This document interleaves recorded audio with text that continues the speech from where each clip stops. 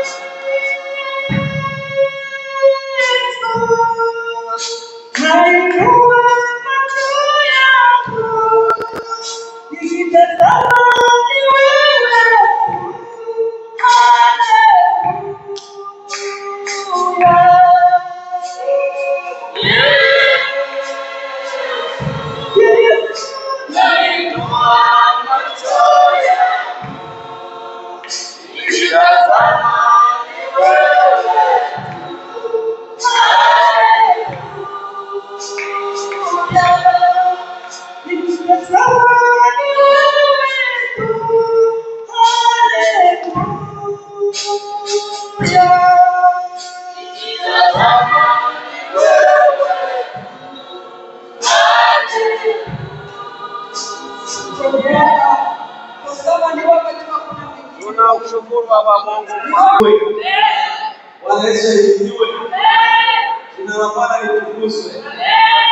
Basi tunamkaribisha ndugu John Almasi au kwa jina maarufu Yohana Almasi, karibu wanafanya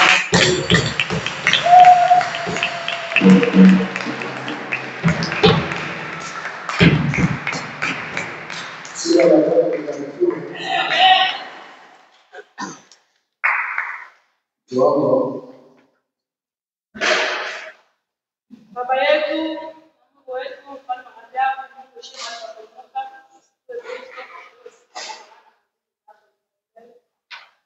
Sema asante Baba kwa maana umekuwa mwema kama na wewe. Ni wewe ndio watamani wa siku ya leo. Lakini kwa saa hizi na nyakati kama na hizi Bwana umefundishwa majina. Wanaitwa marehemu na kila mtu ni mtana na magonjwa wajiwezi. Lakini sisi tumepata mwanya mzuri na neema kama hii. Si kwa ujanja wetu bali ni neema yako ya Kristo kwa upande wetu. Baba, kama tumefika muda mzuri wa kusikia neno lako. Huu ni muda ambao shetani anawivu sana kwa watu wako. Analeta mambo mengi ya kutaka kutupokoni ili tusisikie lile ambalo Bwana umeandaa kwetu kwa siku ya leo. Hivyo tunakwenda kumkemea shetani na programu zake. Tunakwenda kumkemea na maneno yake. Tunakwenda kumkemea na kutoka yake. Tunakwenda kumkemea na kuuza neno lake kwa jina la Yesu Kristo. Bali tunaomba amani yako ndani yetu na hizi tusisikie kile ambacho Bwana umeandaa kwa leo. Mtumishi wako na kabidhi mkononi mwako. Muongoze, mwezeshe katika mapenzi yako. Kwa jina la Yesu tunaomba na kuamini. Amen. Tufungue nyimbo za wokovu 268. 268.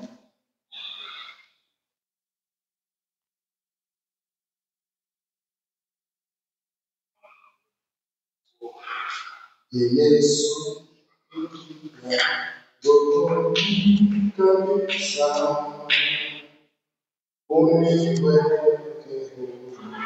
na kunitakasa nipate kushirikiana na wewe katika mateso na raha. Bwana, nijaze upendo wangu na kuzati niwe. Bwana, nijaze upendo wangu na kuzati niwe mshikaji.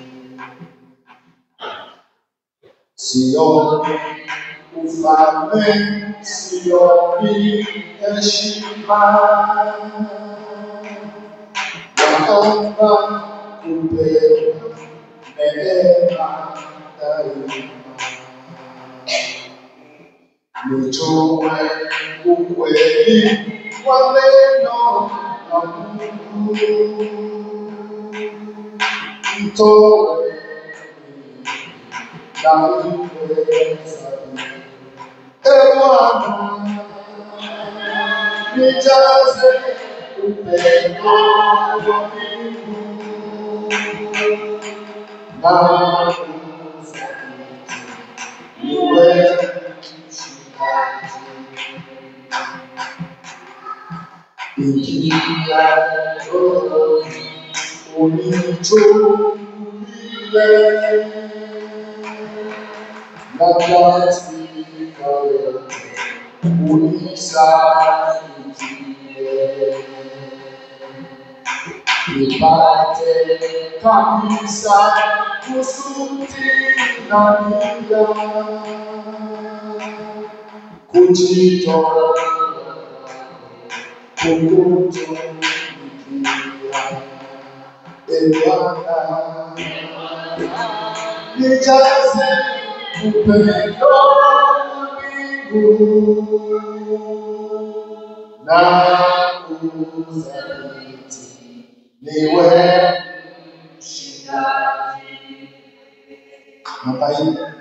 Hakuna la kunizuia nisifananishe na Yesu Masiya. Nitumaini nije kufika mbinguni, nisiposhiriki Mwokozi mpendwa. Bwana nijaze upendo wa mbingu na uzaliti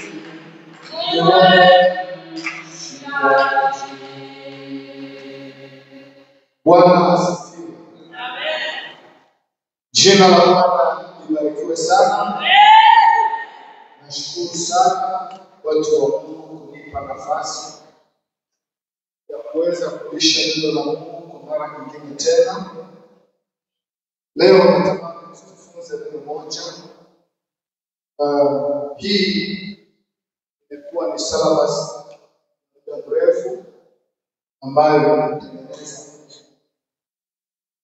kadiri na Roho wa Bwana alivyotujalia.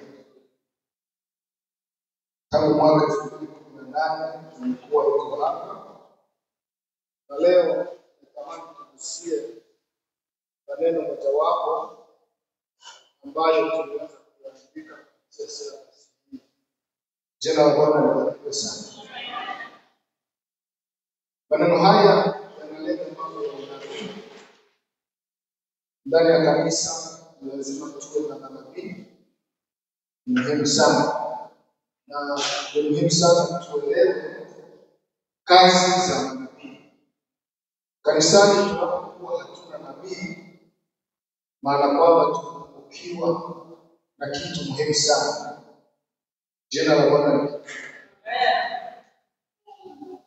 Kwa hiyo wakati tunaposhindwa kuwa na nabii ama tunapokosa nabii ndani ya kanisa, tunaweza tukasema Kiswahili kingine, tumekosa kuwa na jicho la Mungu, ama tunaweza tukasema tunakosa kuwa na sauti ya Mungu. Bwana Yesu asifiwe sana. Amen. Kwa hiyo ni wajibu wetu wa kumwomba Mungu atusaidie tuwe na manabii ndani ya kanisa hili ambalo Bwana anatuwezesha kutusaidia kutuwekea kanisa hapa. Nabii na kazi yake, hiyo ndio somo letu ambalo tutajifunza leo. Nimesimama na dakika ngapi? Kwa sasa ni saa ngapi? Niulize sana.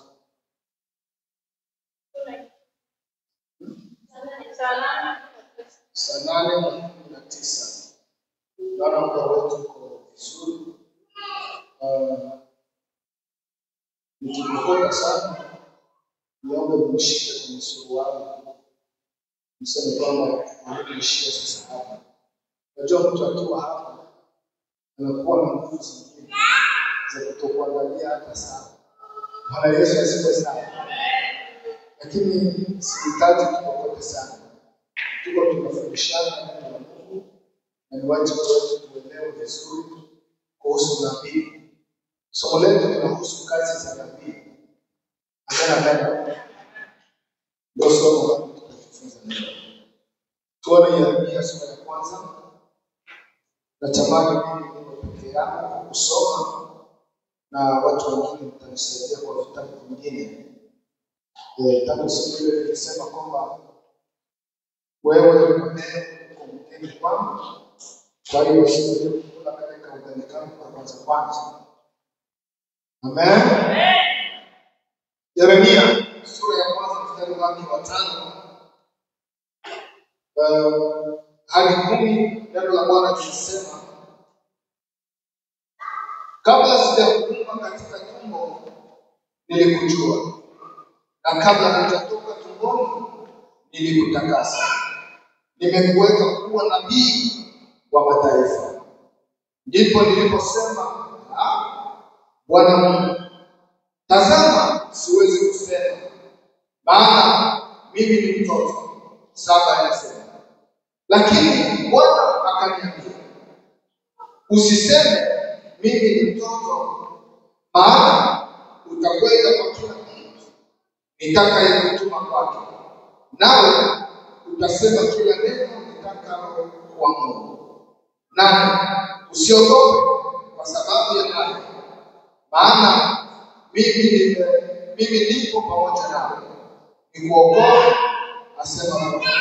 9, ndipo Bwana akaunyoosha mkono wake, akanigusa kinywa changu. Bwana akaniambia, tazama, nimetia maneno yangu kinywani mwako. Angalia, nimekuweka leo juu ya mataifa na juu ya falme, ili kubomoa na kubomoa na kuharibu na kuangamiza, ili kujenga na kupanda. Jina la Bwana libarikiwe sana. Huyu ni nani ambaye iko anajibizana na Mungu? Nikisema kujibizana maana kujibiana. Huyu ni mtumishi wa Mungu Yeremia, ambaye Bwana anasema alimchagua tangu tumboni mwa mama yake yeye kuwa nabii wa mataifa.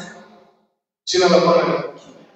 Kumbe bado miongoni mwetu kuna mtu anaweza akachaguliwa kuwa nabii wa taifa ama kuwa nabii wa mataifa ili kuongoza hili taifa la Mungu. Bwana Yesu asifiwe sana. Hapa kuna neno nzito ambalo limesemwa hapa katika hii mstari wa 5. Neno nzito mimi nalichukua kuwa nzito sana.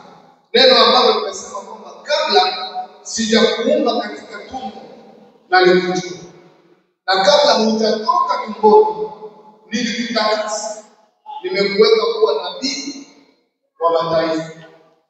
Bwana Yesu asifiwe sana. Kuna watu ambao hawajielewi kama wao ni manabii, kama wao wanabeba sauti ya Mungu. Kwa hiyo hapa tunaona Bwana iko anamwambia Yeremia. Hapa Biblia inaonyesha kwamba sauti ya Mungu inasema na Yeremia, akimwambia kabla alipokuwa angali tumboni mwa mama yake, Bwana alimchagua kuwa nabii. Bwana Yesu asifiwe sana. Kumbe kuna watu ambao walichaguliwa wakiwa bado tumboni mwa mama zao kuwa nabii wa mataifa, kuwa nabii wa kanisa hili. Amen. Kwa hiyo lazima tujifunze maneno haya ili tuelewe kwamba miongoni mwetu mko manabii, na ikiwa tuko na manabii, je, kuna umuhimu wa kuatii kile ambacho wanachokisema? Je, akisema huyu nabii ni sauti ya Mungu imekuwa imesema? Jina la Bwana libarikiwe sana. Bwana anamwambia Yeremia ya kwamba nilikuchagua kabla haujatoka tumboni mwa mama yako, nilikuchagua kabla haujazaliwa wewe Yeremia, nilikuweka kuwa nabii wa mataifa. Kuanzia leo wewe kwanza ujielewe kama uko nani. Kuna watu ambao wanakuja kanisani lakini hawajajielewa kama ni wao ni nani. Kuna mtu anaweza akawa na kipaji cha kuota ndoto, kuna mtu akawa na kipaji cha kuona maono, kuna mtu akawa na kipaji cha kusema kwa lugha, kuna mtu akawa na kipaji cha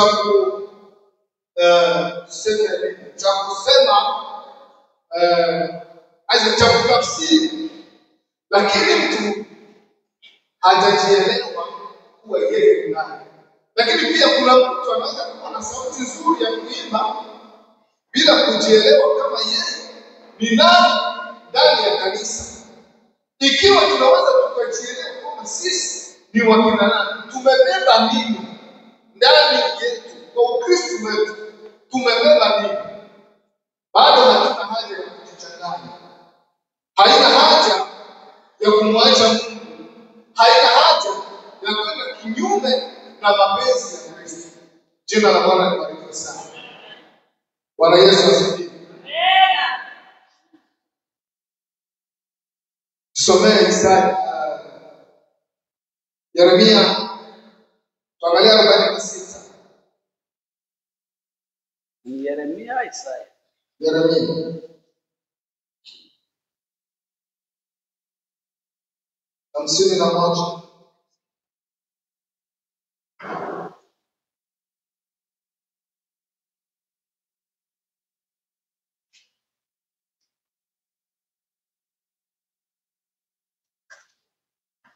Moja tusome basi. 46 nasema hivi.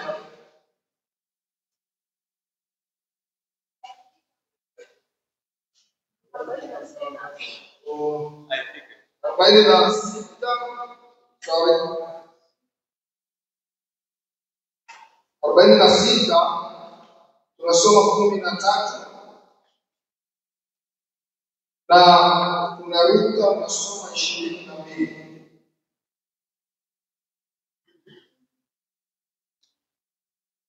Nasoma Yeremia 46:13 naruka 20. Neno hili ndilo ambalo Bwana alimwambia Yeremia nabii, kuelekeza jinsi Nebukadneza mfalme wa Babeli atakavyokuja na kuipiga nchi ya Misri. Amen. 22.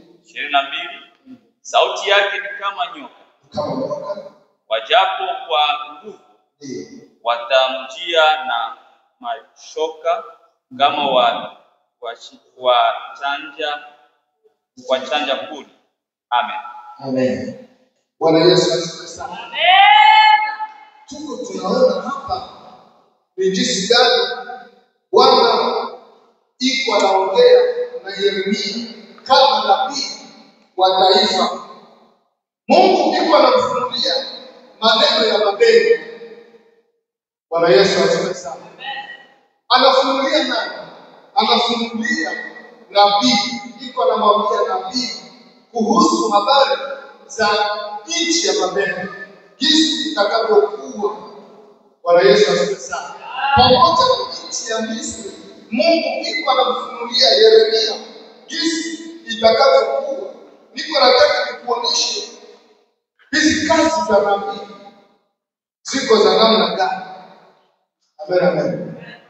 Nabii ni nani? Naweza kujiuliza kwamba nabii ni nani? Nabii ni mtu ambaye ana uwezo wa kutabiri mambo ambayo haya mambo hayajatarajiwa kutokea, wala hatuyafikiria kwamba yanaweza yakatokea. Yeye nabii tayari ametabiri haya mambo yatatokea. Kwa hiyo watu tuwe na uangalifu. Bwana Yesu asifiwe sana.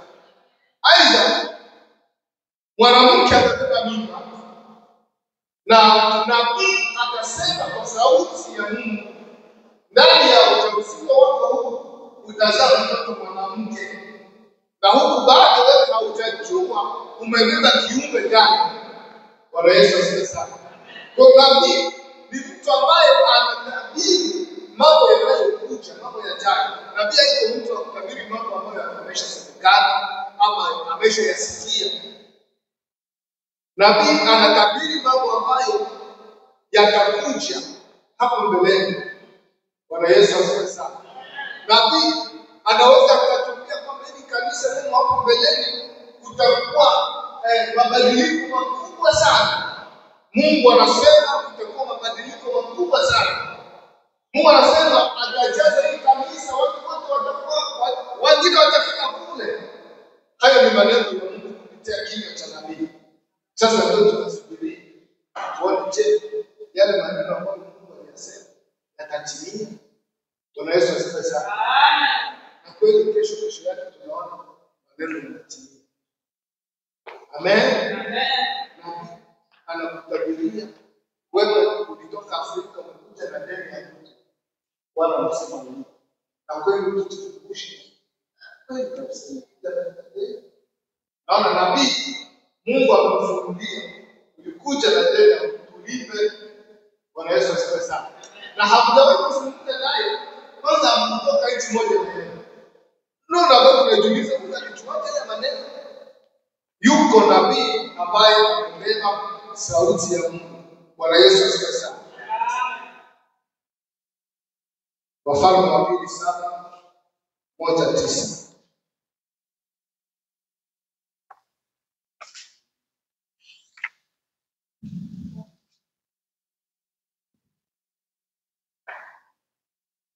Wafalme wa pili sura yake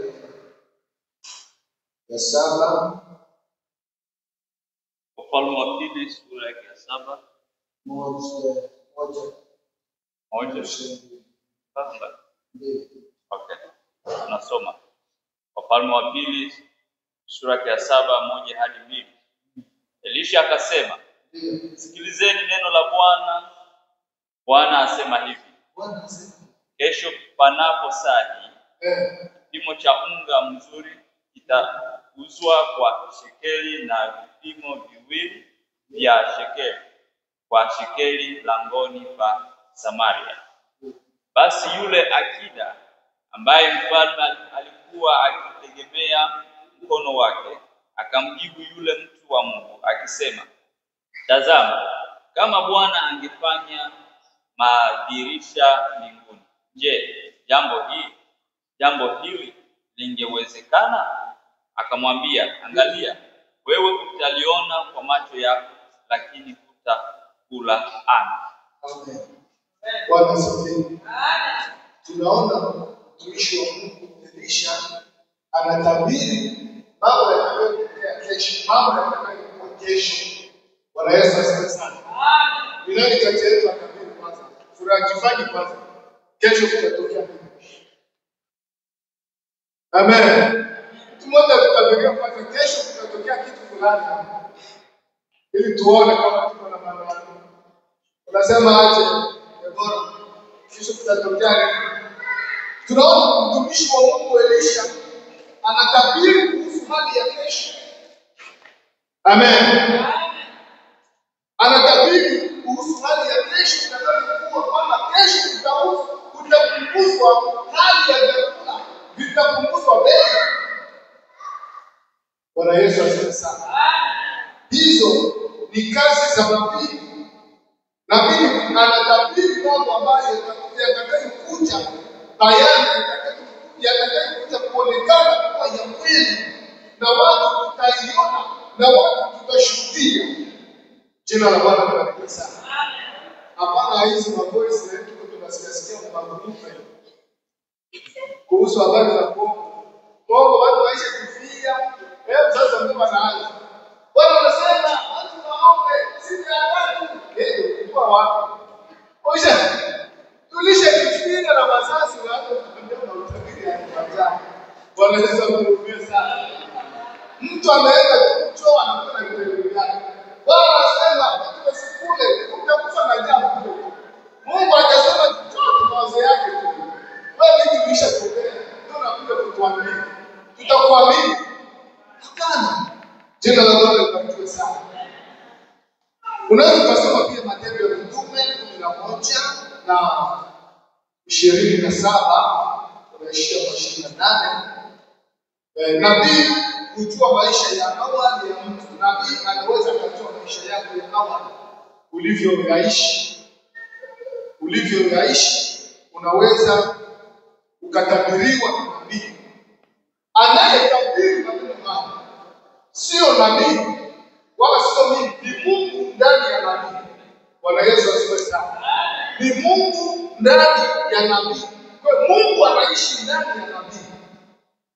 Kwa hiyo nabii ni jicho la Mungu. Nabii ni kinywa cha Mungu. Bwana Yesu asifiwe sana. Na tusiwe watu wa kupinga sauti ya Mungu kupitia kinywa cha nabii. Kama Bwana ameshusha ujumbe kupitia nabii, nabii anaweza kuwa mtu yeyote hata kati yetu. Kuna mtu anaweza kaota ndoto juu ya kanisa hili na akaja kusema tukakuzie, lakini kumbe ni Mungu amezungumza na yeye. Bwana Yesu asifiwe sana. Kumbe ni Mungu amemwonyesha. Kwa hiyo nabii anaweza akawa na kipaji cha kuota ndoto. Yeye kazi yake ni ndoto tu. Ndani ya familia unaweza ukaishi na mtu muota ndoto, ujue huyo ni nabii ambaye anaona ndoto za huyu mtu hazitimii pale, lakini huenda zikaja kutimia baada ya siku kadhaa. Huyu mtu anakuwa na mawazo, mbona hiki kitu kinakuwa vile nilikiona? Mbona ninakuwa vile nilishikilia ulikiona kwenye usingizi, kwenye ndoto? Jina la Bwana libarikiwe sana. Kwa ndani ya familia, ndani ya kanisa, tunaweza tukawa na watu wa namna hiyo wa kuota ndoto, lakini kile kitu hakitatimia kwa sasa hivi. Kwa kila ndoto, kwanza nataka kusema na kanisa kwamba usidharau ndoto. Bwana Yesu asifiwe sana. Njia ya kwanza ya Mungu kusema na wanadamu ni kupitia ndoto. Kwa hiyo usidharau ndoto. Waota ndoto wote mko na vipaji vizuri. Kaza buti. Hicho kipaji wala usikipoteze, kwa sababu kina umuhimu ndani ya kanisa. Tunakuhitaji.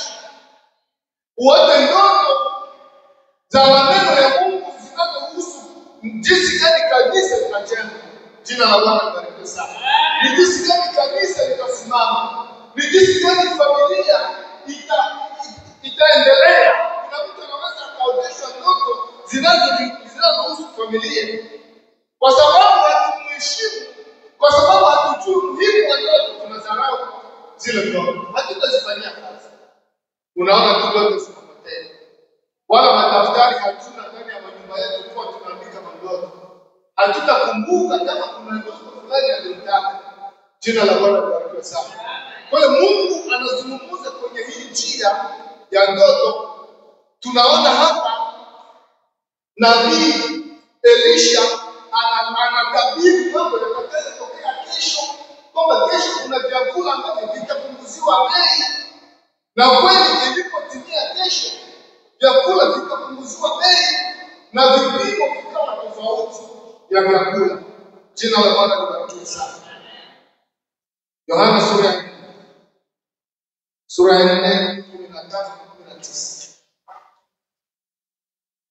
Nabii anaweza akaona kilicho ndani ya moyo wako.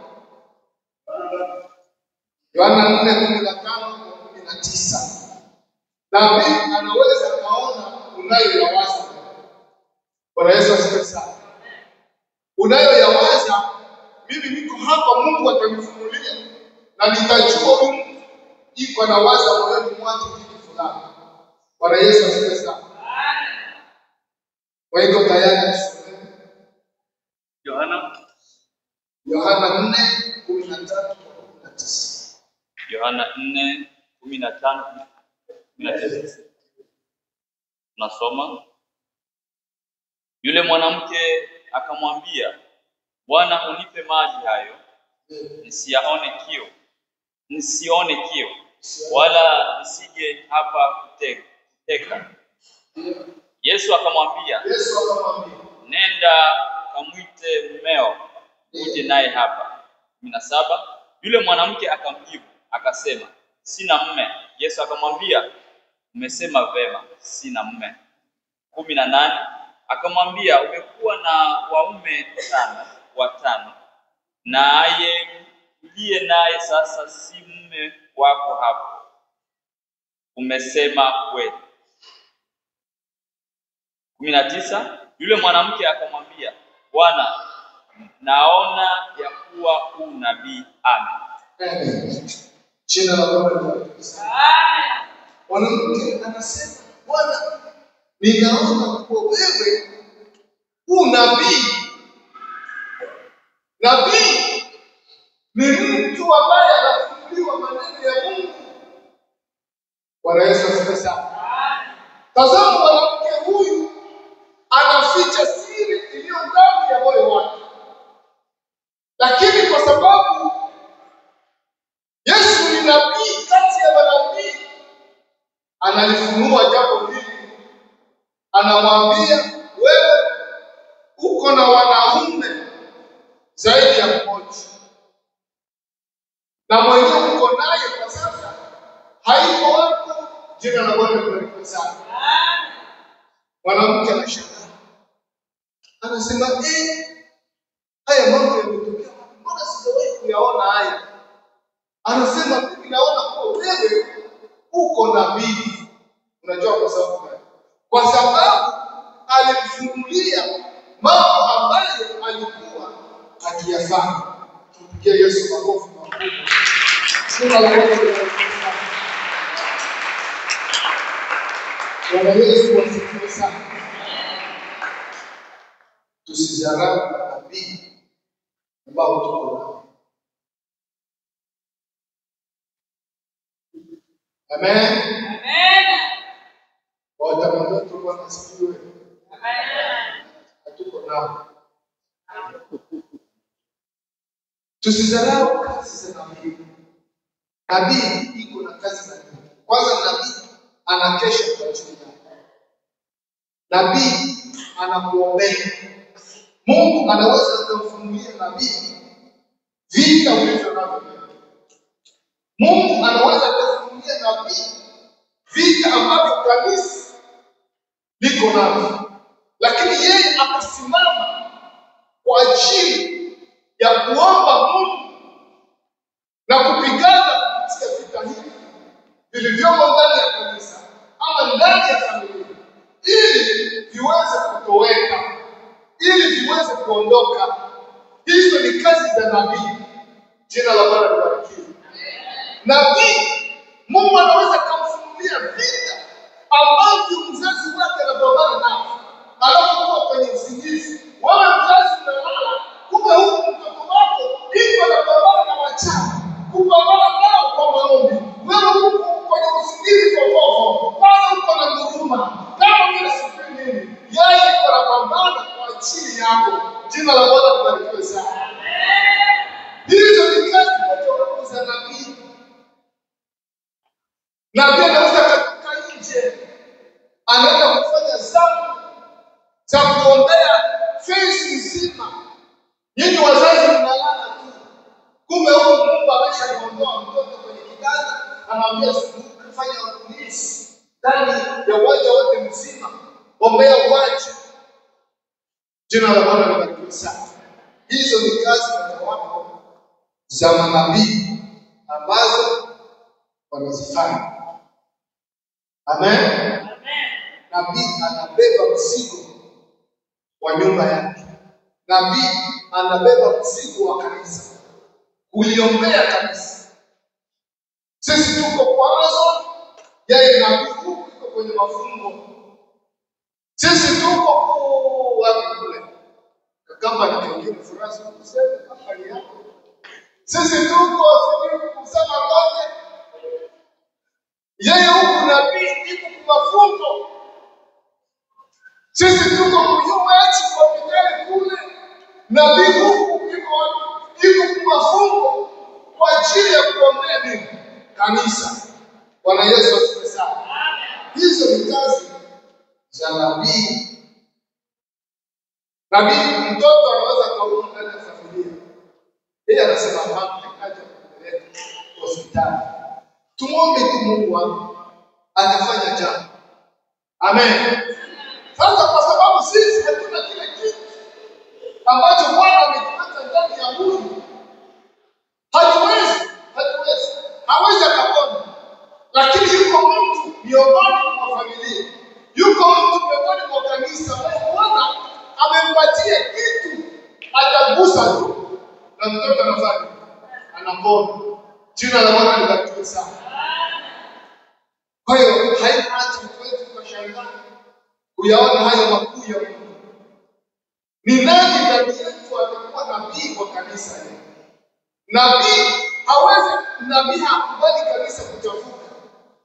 Nabii atatabiri, Mungu atamuonyesha Bwana. Tunapoenda kanisa haliendi vizuri, ambia kanisa likae chini liombe Mungu. Kuna mambo hayako sawa. Nabii anaweza kuambiwa na Mungu, ambia kanisa liungane. Na sisi wote hapa tunafanya mambo yetu kwa ajili ya kuungana. Jina la Bwana libarikiwe sana. Amen, amen. Ikiwa tunatii hii sauti ya Mungu, tutaisikiliza na kuitekeleza, na utaona kila mmoja anaanza kuungana badala ya mwingine anaanza kuungama kwa sababu Mungu amesema kupitia kinywa cha nabii. Jina la Bwana libarikiwe sana. Amen. Kitabu cha Hagai sura ya kwanza 12 hadi 14. Hagai. Nabii ni mtu ambaye alitumwa na Mungu kuwa msemaji, kuwakilisha maneno yake kwa watu. Hagai sura ya kwanza mstari wa 12 hadi 14. Kitabu cha Hagai. Nabii ni mtu aliyetumwa na Mungu kuwa msemaji wake ili kuwakilisha maneno kwa watu, kama kufikisha maneno kwa watu. Hagai inapatikana kwenye manabii wa Mungu. Hagai ndio sura ya kwanza 12 bashia 14. Tunasoma kitabu cha Hagai sura ya kwanza 12 hadi 14. Ndio. Ndipo Zerubabeli mwana wa Shealtieli na Joshua mwana wa Yehosadaki kuhani mkuu pamoja na hao mabaki yote ya watu wakaitii sauti ya Bwana Mungu wao na maneno ya Hagai nabii, kama Bwana Mungu wao alivyomtuma, nao watu wakaogopa mbele za Bwana. 13. Ndipo Hagai mjumbe wa Bwana katika ujumbe wa Bwana akawaambia watu akisema, mimi nipo pamoja nanyi, asema Bwana. 14. Bwana akaihamisha roho ya Zerubabeli mwana wa Shealtieli liwali wa Yuda na roho ya Joshua mwana wa Yehosadaki kuhani mkuu na roho zao mabaki ya watu, wakaenda wakafanya kazi katika nyumba ya Bwana wa majeshi Mungu wao. Amen. Amen. Bwana asifiwe. Amen. Tunasikia nabii Hagai ni jinsi gani ametoa unabii kwa ajili ya taifa hilo. Bwana amemtuma awakilishe ujumbe, awakilishe unabii kuhusu taifa hilo. Jina la Bwana libarikiwe sana. Biblia inasema kwamba na watu watasikia maneno ya nabii Hagai kupitia kinywa cha Mungu. Amesema, Bwana amesema. Bwana Yesu asifiwe sana. Amen, amen. Sasa uone nguvu ya nabii na kazi za nabii, ni jinsi gani nabii anaweza akatuokoa kwa sehemu moja badala ya nyingine. Amen. Lakini pia huko manabii wa Bwana wapotosha watu ambao Bwana amesema na kumbe hajasema. Bwana Yesu asifiwe sana. Kuna waotaji waongo ambao wanaweza kusema nimeota ndoto, kumbe hajaota ndoto. Amen. Mtu anaweza kuota, mimi nimeota mama yangu yuko anakuja kunipatia sumu. Anaambia mume wake, mama yako anakuja kunipa sumu. Wote mtu wake ameota ni ndoto. Vita vinaingia. Bwana Yesu asifiwe sana. Vita vinaingia ndani ya nyumba. Bwana Yesu asifiwe sana. Mimi naweza kukuambia tuombe. Akiona tuombe tena. Tuombe tena mpaka na mimi Mungu anionyeshe, anifunulie kama kweli hilo jambo ni kweli. Amen. Kwa Mungu anaweza kufunulia huyu akathibitisha kwa huyu. Huyu anaweza kunena kwa lugha, huyu akatafsiri maneno anayosema huyu. Bwana Yesu asifiwe sana. Sio kwamba tulitoka nyumba moja. Sio kwamba nilipigia kwanza furaha simu tukapangana. Bwana mimi nikasema shawa makata mama. Na wewe huko unasema Bwana anasema. Bwana anasema muungane hapana. Hatukujadili. Lakini Bwana ameweka lugha ya mbinguni kusema kwa furaha. Na Mungu kwa neema Mungu akaweka tafsiri ya lugha tunazosikia sisi, ili tuelewe huyu anasema nini, huyu atakafsiri. Bwana Yesu asifiwe sana. Kwa hiyo haya maneno tunayaelewa, tusiwanyamazisha watu wawili. Kama Bwana ameunganisha sauti hizi mbili kwa pamoja, tusiwanyamazisha, kwa sababu wana ujumbe kwa ajili ya kanisa, wana ujumbe kwa ajili yao, ama wana ujumbe kwa ajili yetu. Jina la Bwana libarikiwe sana. Kwa hiyo nabii ni kinywa cha Bwana. Nabii ni kinywa cha Bwana. Nabii ni kinywa cha Bwana. Yeremia 1:9. Nabii ni kinywa cha Bwana. Yeremia sura ya 1 mstari wa 9 unasema ya kwamba ndipo Bwana akaunyosha mkono wake akanigusa kinywa changu.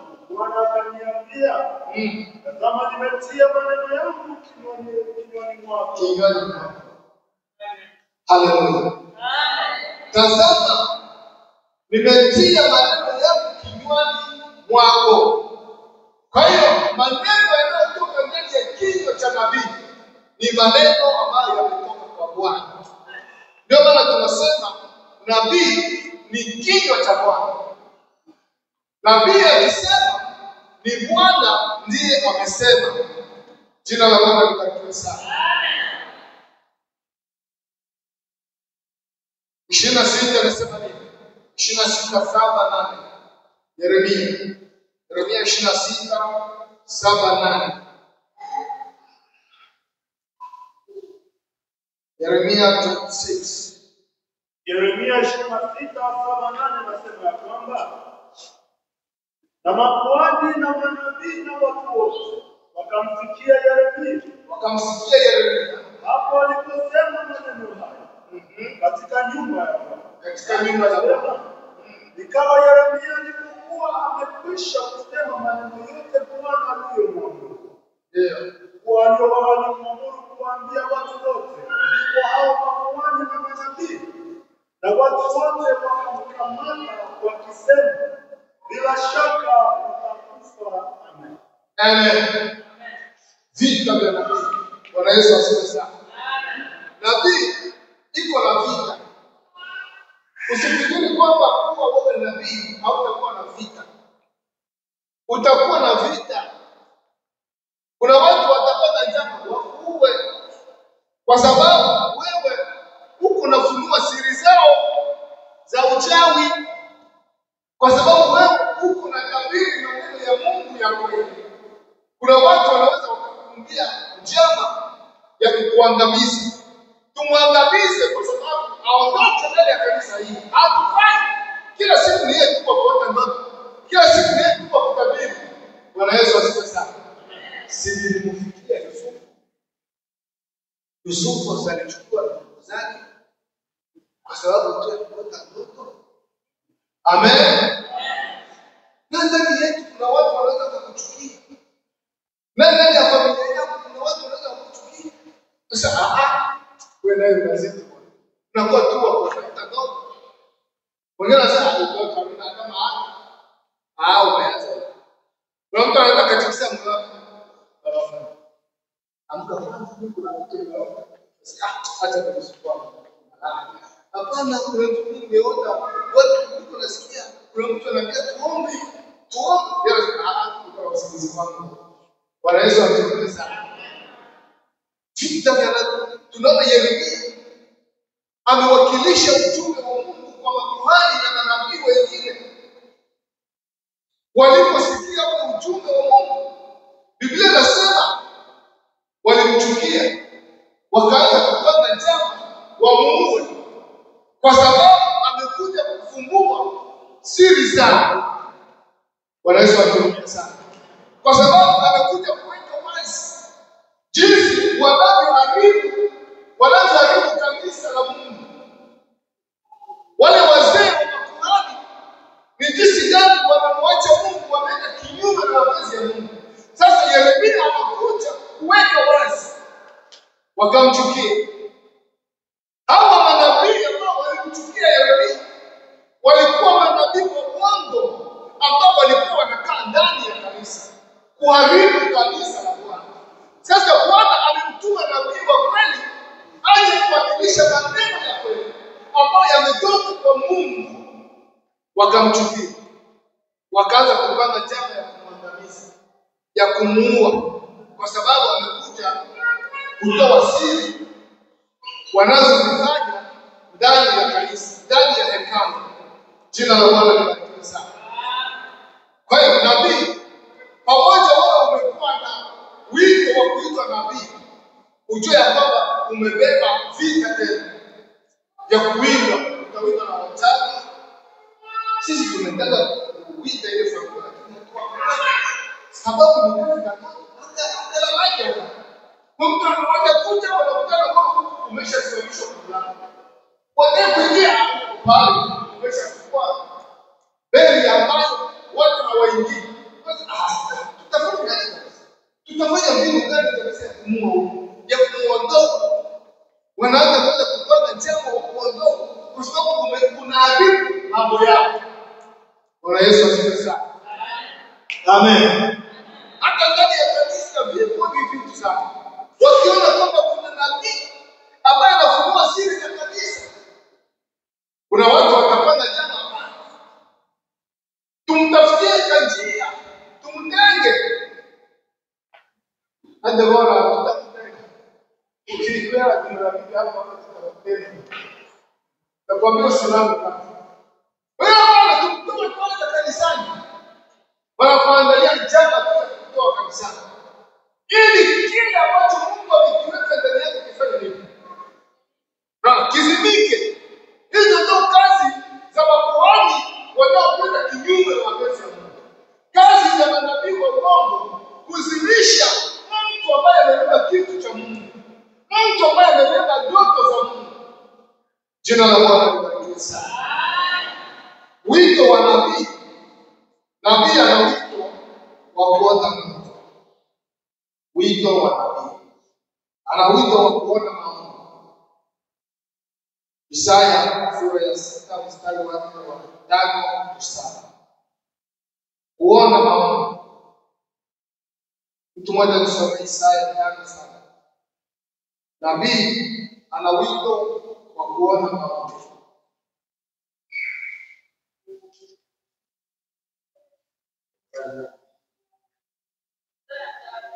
Sita kama saba. Sita unasoma 5-7. Isaya sura ya 6 mstari wa 5-7 inasema kwamba ndipo niliposema, ole wangu kwa maana nimepotea. Kwa sababu mimi ni mtu mwenye midomo michafu. Midomo michafu. Nami ninakaa kati ya watu wenye midomo michafu. Na macho yangu yamemwona Bwana wa majeshi. Sita anasema, kisha mmoja wa maserafi wale wakaruka wakanikaribia.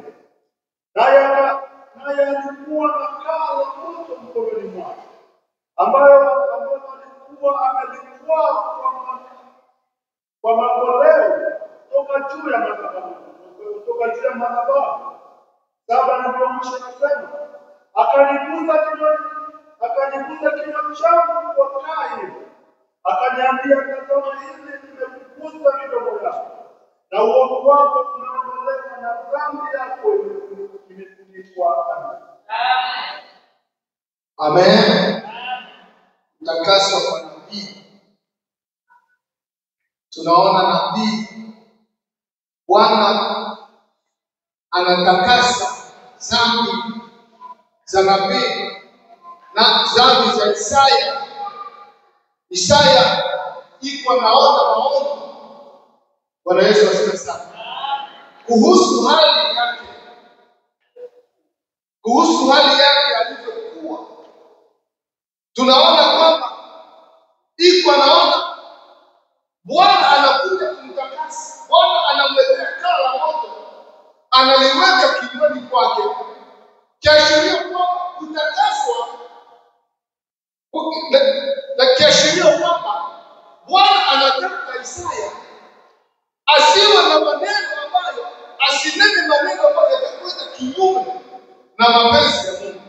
Jina la Bwana libarikiwe sana.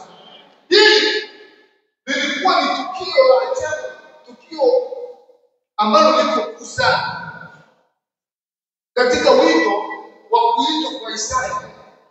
Hapa tunaona ni jinsi gani Mungu iko anatafuta atakasike, amtakase ili awe safi, kwa sababu ni mtu ambaye atakuja kubeba ujumbe, lazima kwanza uwe umetakasika. Jina la Bwana libarikiwe sana. Jina la Bwana libarikiwe. Kwa hiyo nabii anatangaza kwanza uwe safi, uwe umetakasika. Isaya ametakaswa kwanza na Bwana kwa sababu amebeba maneno ya Mungu ndani yake. Jina la Bwana libarikiwe sana. Tumoja tusome Mathayo 20:23.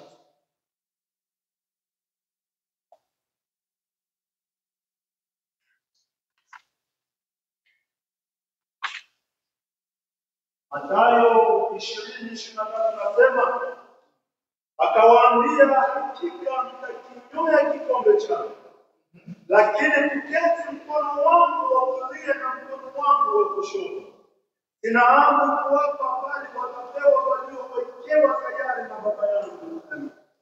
Amen. Kuna watu ambao wamewekewa tayari, watu ambao wamewekewa tayari kufanya kazi za Bwana. Jina la Bwana libarikiwe sana. Na kubeba huu mzigo wa unabii ndani yao. Kuna watu ambao waliwekewa tayari, waliwekewa tayari. Na hata Paulo alichaguliwa tangu tumboni wa mama yake.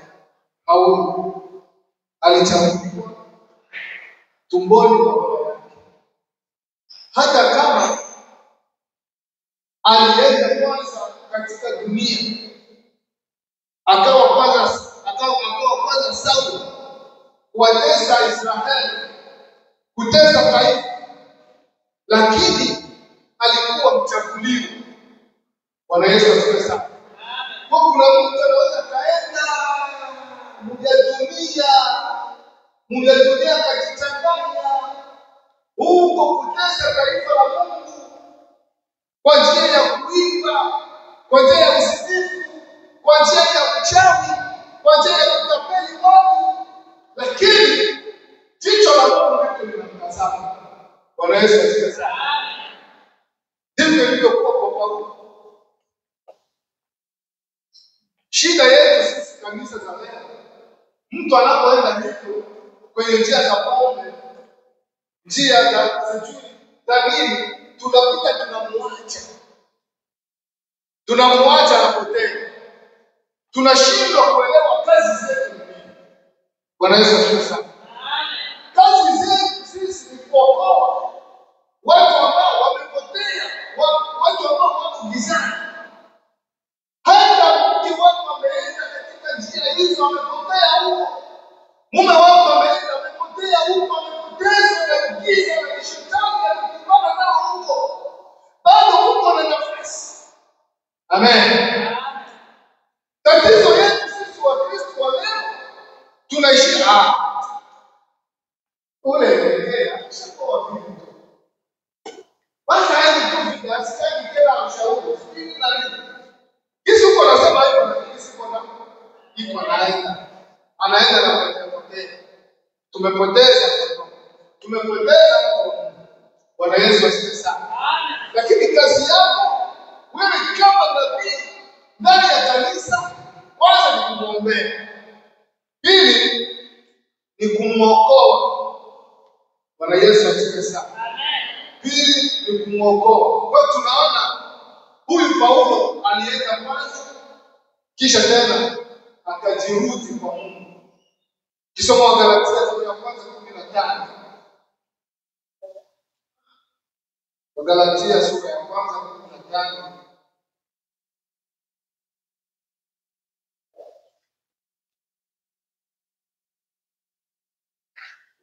inatuambia nini? Galatia sura ya 1:15. Wagalatia 1:15 nasema ya kwamba lakini Mungu aliyenitenga tangu tumboni mwa mama yangu akaniita kwa neema yake, alipoona vema kudhihirisha mwanawe ndani yangu ili niwahubirie mataifa habari zake.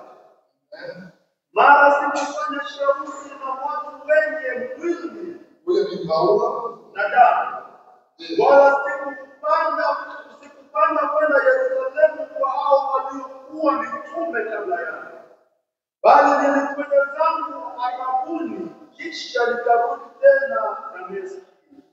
Amen. Alienda kwanza kisha tena akarudi Dameski. Jina la Bwana libarikiwe sana. Amen. Paulo anajitambua kwamba Bwana alimchagua tangu angali tumboni mwa mama yake. Nataka tumalize na vipingamizi. Tumekuwa sana. Nataka tumalize dakika ngapi? Tumalizie na Yeremia 1:6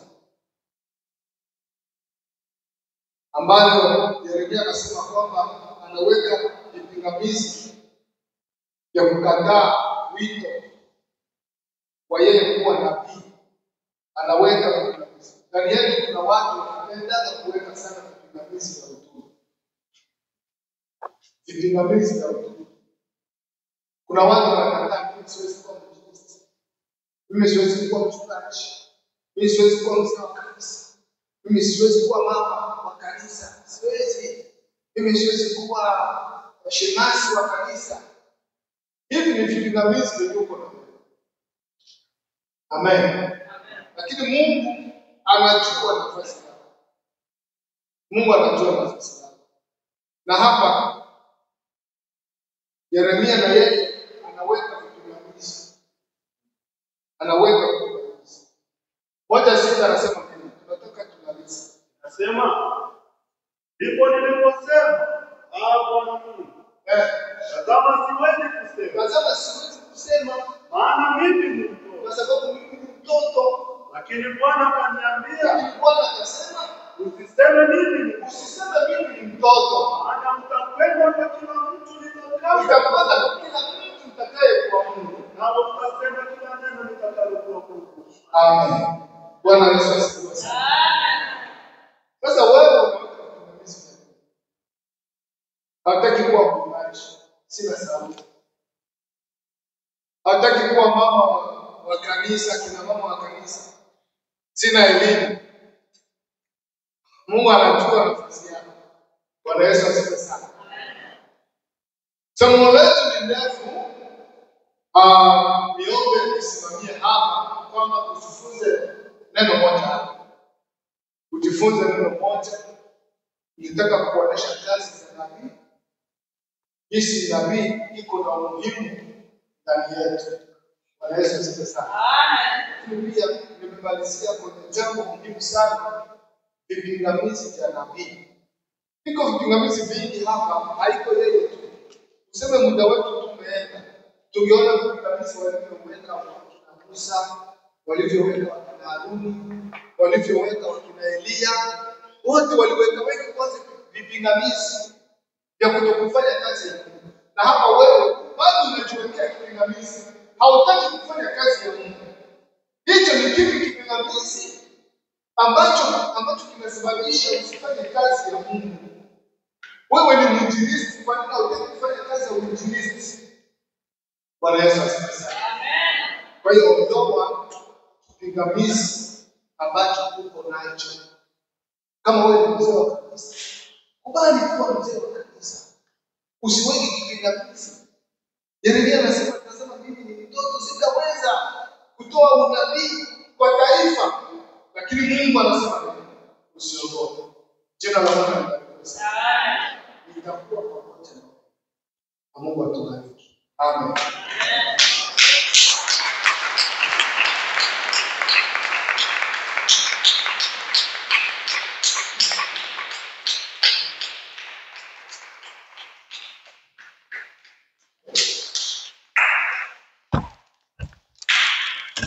Bwana Yesu asifiwe.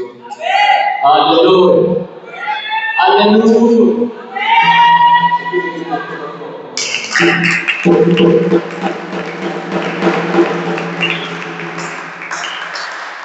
Natamani ndio amen. Amen. Tutaona kanisa hili na amen. Kama Mungu alituona mimi angeniweka mimi niwe nabii. Amen. Mungu anawapenda sana. Bwana Yesu asifiwe. Tunafika muda mzuri. Tutaanza kukaribisha waimbaji kwa nyimbo moja na hapo tutakuwa tukitoa matoleo. Karibu.